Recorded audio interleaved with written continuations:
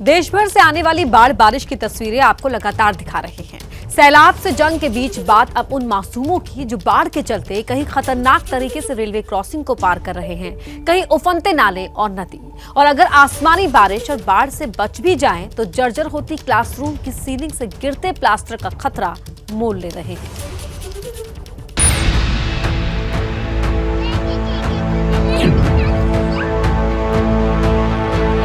School में पढ़ने वाले बच्चे या बीमार बुजुर्ग लोग, महिलाएं नाव के सहारे ये पार्वती नदी को पार करते हैं।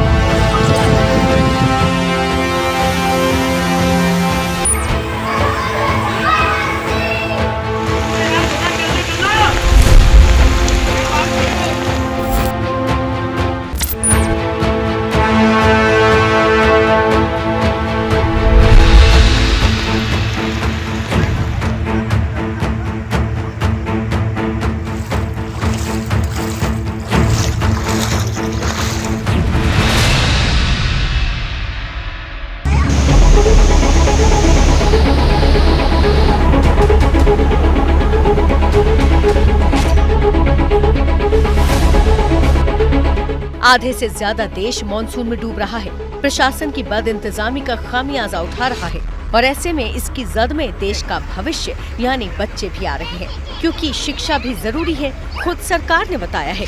लेकिन इस शिक्षा को पाने के लिए इन बच्चों की डगर बड़ी कठिन है। कहीं पूरी की पूरी स्कूल बसें बाढ़ में डूबती दिख रही हैं, तो कहीं बच्चे ही कमर कमर तक पानी में डूबते दिखते हैं। उन्हें अभिभावक स्कूल तक पहुंचाने का बीड़ा उठा रहे हैं। और कहीं स्कूल की बिल्डिंग बारिश में बच्चों के लिए बड़ा खतरा साबित हो रही है, टूटकर उन पर गिर रही है। तो कहीं क्लासरूम दरिया बन रहे हैं। अब सवाल ये है कि क्यों डूब रहा है देश का कल?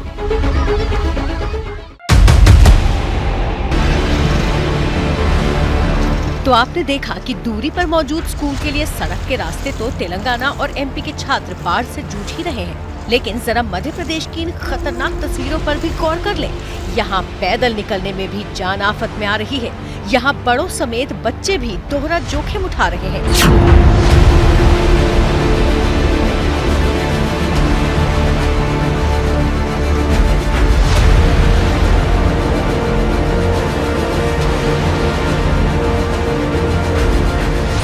यहाँ मौत का दरिया तो नहीं है, लेकिन जान को खतरा उल्टा 3 गुना हो जाता है। वजह हालांकि यहाँ भी बाढ़ का पानी ही है। नीचे रास्ता बंद है, ऊपर रेलवे क्रॉसिंग है, लेकिन स्कूल जाना है तो खतरा उठाना है। अब तस्वीरें तो यही कहती हैं। उतार दे हाथ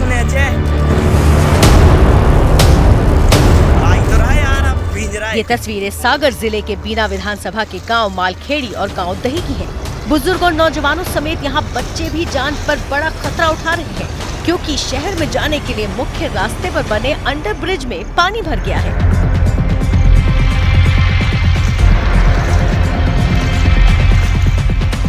तो अब जल्दी में और सहूलियत के लिए ये लोग वो करने को मजबूर हैं जिसकी इजाजत नहीं है, यानी रेलवे क्रॉसिंग को पार करना। एक एक कर देखते जाइए।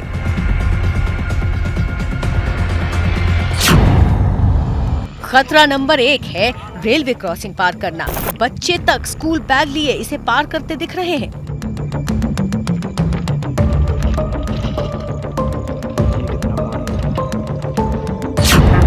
खतरा नंबर 2 है क्रॉसिंग तक पहुंचना और वहां से उतरना।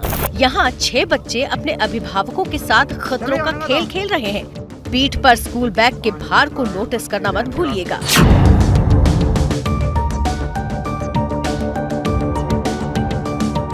आखिर पढ़ना है तो खतरों से खेलना है।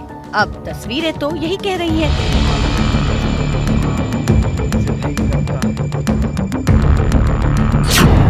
और अब खतरा नंबर 3। और स्कूल का जो बच्चा क्रॉसिंग से नहीं जाता वो गोदी में जाता है। कई दिनों से बाढ़ ग्रस्त इस अंडरपास का पानी स्वास्थ्य के लिए भी तो नुकसानदेह है और मासूमों के लिए ये खतरा बढ़ भी जाता है। लेकिन परिवार वाले मजबूर हैं, क्योंकि पढ़ाना है तो सैलाब पार कराना है। अब तस्वीरें फिर खुद ही ये कह रही हैं।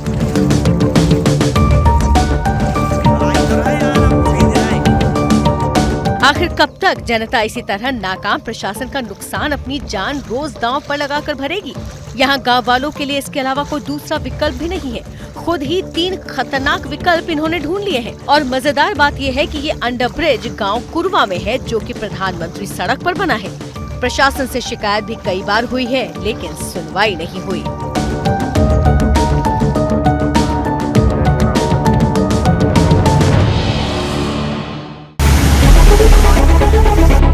अब गौर करिए एमपी के गुना में चल रहे इन करतब का।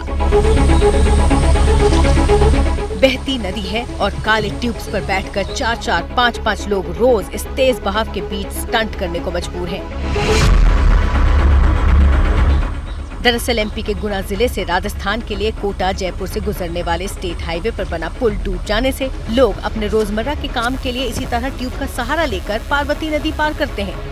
और इनमें अस्पताल में इलाज जैसी अहम वजह से मजबूर लोगों समेत स्कूल जाने वाले बच्चे और पढ़ाने वाले शिक्षक भी शामिल हैं।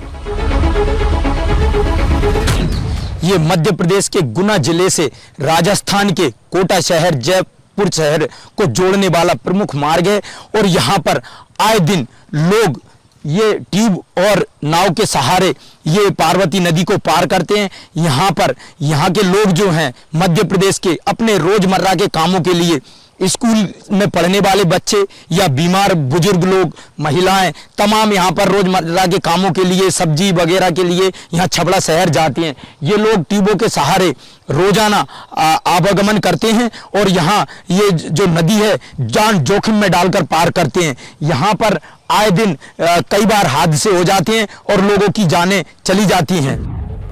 बारिश के मौसम में 3 महीने तक ये रास्ता बंद रहता है और मध्य प्रदेश सीमा से लगे करीबन 100 से ज्यादा गांवों के लोग सिर्फ 7 किलोमीटर दूर राजस्थान के छबड़ा शहर जाते हैं और छबड़ा शहर के 30 से 40 सरकारी स्कूलों में पढ़ाने वाले शिक्षक ट्यूब के सहारे ड्यूटी के लिए रोजाना मध्य प्रदेश आते हैं। सरकारी काम के अलावा सभी जैसे बच्चों का अध्ययन छबड़ा, पाटी, हमीरपुर, सेमरा और फतेहगढ़ तक के भी मतलब व्यक्ति जो छबड़ा पढ़ने के बालक जो छबड़ा सुविधा होने के वजह से वहाँ पढ़ने जाते हैं।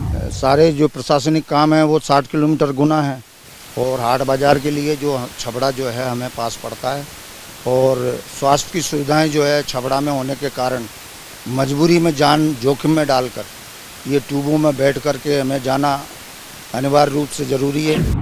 तस्वीरें लेते वक्त स्कूल का वक्त न होने की वजह से बच्चे तो ट्यूब पर से नदारद दिखे, पर इस पर बैठे कई लोगों में से यहाँ स्कूल के शिक्षक भी शामिल हैं। यहाँ कई बार हादसे भी हो जाते हैं, लेकिन बावजूद इसके लोग अपनी जान जोखिम में डालने को मजबूर हैं, क्योंकि कोई स्थायी हल नहीं निकाला जा रहा है।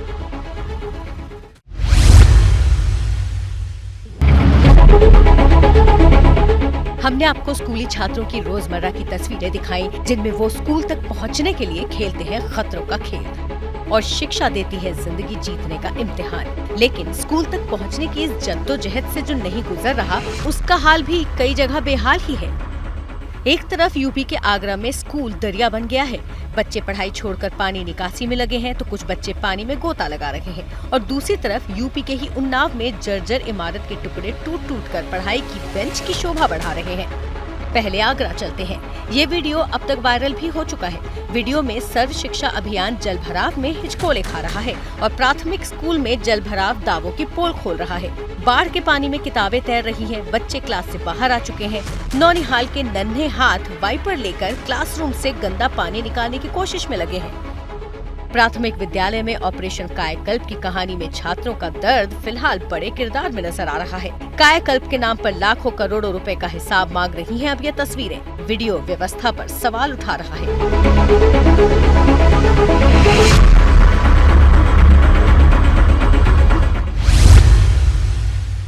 और अब उन्नाव का रुख करते हैं। तस्वीरें हैं सिविल लाइंस पर मौजूद बाल प्राथमिक विद्यालय की। स्कूल के क्लासरूम की छत खुद ही अपनी कहानी कह रही है। लगातार बारिश में नमी हुई और प्लास्टर निकलने लगा, लेकिन ये समस्या और गंभीर तब हो जाती है जब कड़ी में दूसरी तस्वीर जुड़ जाती है। बारिश के बीच क्लास की छत से यहाँ अचानक उखड़ कर प्लास्टर गिरने से अफरा तफरी मच गई। इन टुकड़ों का साइज देखिए, इतने बड़े टुकड़े अगर छात्रों पर गिरते तो क्या होता? कौन होता इसका जिम्मेदार? जर्जर छत के नीचे एक ही कमरे में क्लास फर्स्ट, सेकेंड और थर्ड के 45 छात्र पढ़ रहे थे, यानी 45 छात्रों की जिंदगी पड़ गई थी खतरे में। स्कूल परिसर में ही खंड शिक्षा अधिकारी नगर का कार्यालय है। अधिकारी की मौजूदगी के बाद भी जर्जर छत के नीचे क्लास चलने की ये बड़ी लापरवाही का मामला है। लेकिन देश का कल हर दूसरी तस्वीर के साथ यहाँ भी सिस्टम का शिकार हो रहा है। क्या मजबूरी है मेरी, बताइए। मैं अभी आपको बताती हूँ कि मैंने ओए होए होए होए होए। नमकीन के चटकारे लेते हुए टकटकी मार के डिबेट शो को पॉज रिपीट कर कर के देख रहे हैं जोगिंदर जी। इनकी तरह आप भी देखें अपनी फेवरेट डिबेट्स को रिपीट कर और डाउनलोड कीजिए एबीपी लाइव ऐप अपने स्मार्ट टीवी पर।